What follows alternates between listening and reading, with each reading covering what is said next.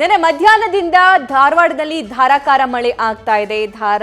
ಧಾರವಾಡದಲ್ಲಿ ಧಾರಾಕಾರ ಮಳೆ ಆಗ್ತಾ ಇದೆ. ಗುಡುಗು ಸಹಿತ ಮಳೆ ಸುರಿತಾನೆ ಇದೆ. ಧಾರವಾಡದ NTTF ಬಳಿ ರಸ್ತೆಯಲ್ಲಿ ನೀರು ನಿಂತ್ಕೊಂಡಿದೆ. ಜನ ಪರದಾಡ್ತಿದ್ದಾರೆ.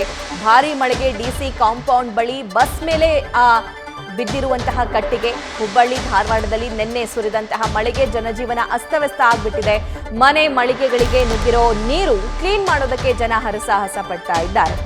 ಸೊ ಧಾರವಾಡದ ಜನ ಕೂಡ ಈ ಬಿಸಿಲ ಬೇಗೆಯಿಂದ ಬೆಂದು ಹೋಗಿದ್ರು.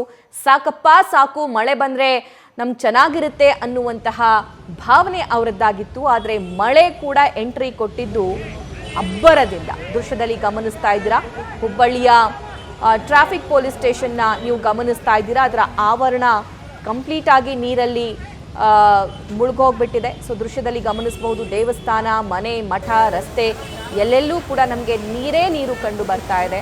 ಸೊ ಮತ್ತೊಂದು ಭಾಗದಲ್ಲಿ ಈ ಗುಡುಗು ಸಿಡಿಲು ಸಹಿತ ಭಾರಿ ಮಳೆ ಆಗಿರೋದ್ರಿಂದ ತೆಂಗಿನ ಗಿಡಕ್ಕೆ ಸಿಡಿಲು ಬಡ್ಡಿದೆ, ಹೊತ್ಕೊಂಡು ಉರಿತಾ ಇದೆ ತೆಂಗಿನ ಗಿಡ. ಸೊ ಮತ್ತೊಂದು ಕಡೆ ವಾಹನಗಳ ಮೇಲೆ ಅಲ್ಲಿ ಮರಗಳು ಕೂಡ ಉರುಳಿ ಬಿದ್ದಿರುವಂಥ ದೃಶ್ಯವನ್ನ ಗಮನಿಸಬಹುದು. ಕೆಲವೊಂದು ವಾಹನಗಳು ಜಖಂಗೊಂಡಿದ್ದಾವೆ. ಇದು ಮಳೆಯಿಂದ ಆಗಿರೋ ಅವಾಂತರದ ಸುದ್ದಿ. ಆದರೆ ಮತ್ತೊಂದು ಕಡೆ ಮಳೆ ಬಂದಿರೋದಕ್ಕೆ ರೈತರು ಸಂತಸವನ್ನು ಕೂಡ ವ್ಯಕ್ತಪಡಿಸ್ತಾ ಇದ್ದಾರೆ.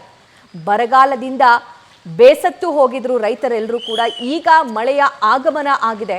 ಸೊ ಮಳೆಯ ಆಗಮನದಿಂದ ಅವರೆಲ್ಲರೂ ಕೂಡ ತುಂಬಾನೇ ಸಂತಸ ಪಡ್ತಾ ಇದ್ದಾರೆ. ಆದರೆ ಮಳೆ ಬಂದರೂ ಕೂಡ ಸಾಕಷ್ಟು ಅಬ್ಬರದಿಂದ ಮಳೆ ಬಂದಿದೆ. ದೃಶ್ಯದಲ್ಲಿ ಗಮನಿಸಬಹುದು ನೀವು, ಮಳೆ ಜಾಸ್ತಿ ಆಗಿರೋದ್ರಿಂದ ನೀರು ಅಲ್ಲಲ್ಲೇ ನಿಂತ್ಕೊಂಡಿದೆ.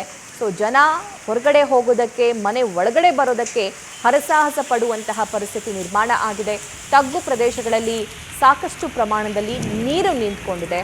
ಆದರೆ ಇದು ಮತ್ತೊಂದು ಪ್ರಶ್ನೆಯನ್ನ ಉದ್ಭವಿಸುವಂತೆ ಮಾಡುತ್ತೆ. ಅದೇನು ಅಂತಂದ್ರೆ, ಈ ಮಳೆಗಾಲಕ್ಕೆ ಧಾರವಾಡ ಜಿಲ್ಲೆ ರೆಡಿಯಾಗಿದೆಯೋ ಇಲ್ವೋ ಅನ್ನುವಂಥದ್ದು. ಈ ಚರಂಡಿಗಳಲ್ಲಿ ಹೂಳೆತ್ತೋದಾಗಿರಬಹುದು, ಅಥವಾ ವಯಸ್ಸಾದ ಮರಗಳನ್ನು, ಆ ಕೊಂಬೆಗಳನ್ನು ಕಡಿಯೋದಾಗಿರಬಹುದು, ಒಣಗಿದ ಮರಗಳನ್ನು ಕಡಿಯೋದಾಗಿರಬಹುದು, ರೋಡ್ಗಳು ಸರಿಯಾಗಿದ್ದಾವ, ಈ ಎಲ್ಲ ಪ್ರಶ್ನೆಗಳು ಕಾಡುತ್ತೆ. ಈ ಎಲ್ಲ ಪ್ರಶ್ನೆಗಳಿಗೆ ಉತ್ತರ ಸಿಕ್ಕರೆ ಧಾರವಾಡ ಜಿಲ್ಲೆಯಲ್ಲೂ ಕೂಡ ಮಳೆಗೆ ರೆಡಿಯಾಗಿದೆ ಪಾಲಿಕೆ ಅಂತ ಅನಿಸುತ್ತೆ. ದೃಶ್ಯದಲ್ಲಿ ಗಮನಿಸಬಹುದು, ಮಳೆಯಿಂದ ಸೃಷ್ಟಿಯಾಗಿರುವ ಹಲವಾರು ಚಿತ್ರಣಗಳನ್ನು ನೋಡ್ತಾ ಇದ್ದೀರಾ. ನ್ಯೂಸ್ ಫಸ್ಟ್, ನಿರ್ಭೀತಿಯಿಂದ ನಿಮ್ಮ ಪರವಾಗಿ.